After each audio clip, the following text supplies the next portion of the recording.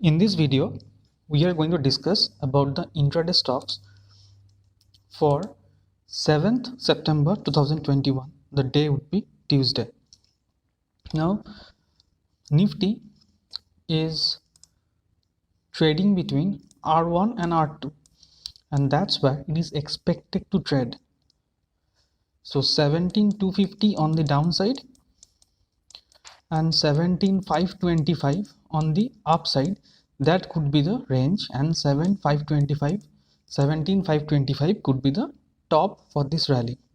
Now, though Nifty has closed higher than the previous close, but this candle is something that shows exhaustion in the market,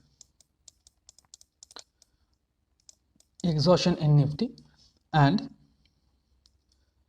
Nifty can be volatile, but making a rally from 17,500 then 18,000, these levels to come in near future is very rare, as it is showing exhaustion and it can be volatile within this range only. Now in 1 hour chart also you can see that it is taking support on R1. Now if this level is broken on the downside, we can again see 17,150 level, and on the upside 17,500 is going to be a good support altogether. Now tomorrow, if Nifty opens flat, the next chances are that it will come down for profit booking, and 17,300 would be a good support. But if it decides to go up, then 17,430 will act as a good resistance. So Nifty is expected to trade within this range for tomorrow. Now if you look at Banknifty, Banknifty has shed most of its gain, taking support R1, but it closed below 36,600. So if it continues its fall, then 36,000 level can be seen again, and 35,975 could be the bottom for if Banknifty continues its downward movement. Now on 1 hour chart you can see that it is just taking support on pivot level, and if this level is broken down, then 36,000 could be the next target, and on the upside 37,000 seems to be a good resistance. Now it has closed below S1, so if tomorrow Banknifty opens flat, then it can come down, and 36,400, this level could be a strong support, but the actual support will be at 36,200. So Banknifty expected to be volatile. On the upside 36,800 would be the strong resistance. So this is the level in which Banknifty is expected to trade tomorrow, but before this level is seen, 36,200, 36,450 will act as a good support. The same if it opens gap up or gap down, these levels will act as support and resistance accordingly. Now the first stock is Wipro.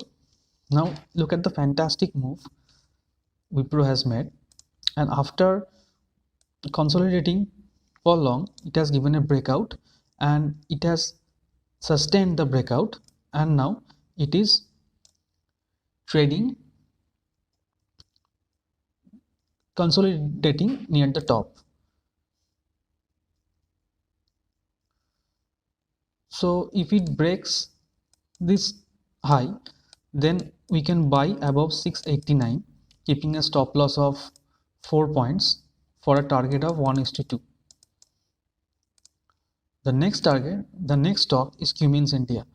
Now look at here, the Cummins India is taking resistance at R2. Now if this R2 level is broken, as look here, the sellers tried to keep it down, but it has consolidated and then went up. So if this level is broken, then we can go long above 1050, keeping a stop loss of 8 to 10 points for a target of 1:2 on the higher side. The next stock is ITC. Now ITC, it's slowly and steadily it's coming down. Now it is taking support near S3.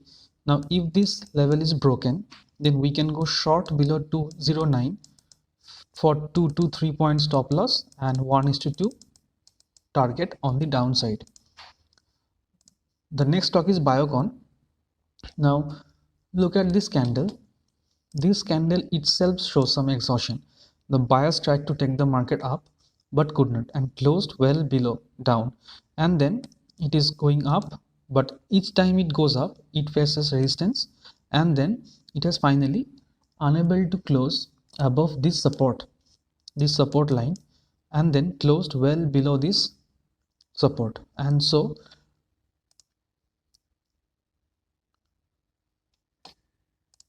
if it crosses this low, if it goes trades below 360, then we can go short below this 360 level for a stop loss of 2 to 3 point, and we can expect 1:2 target.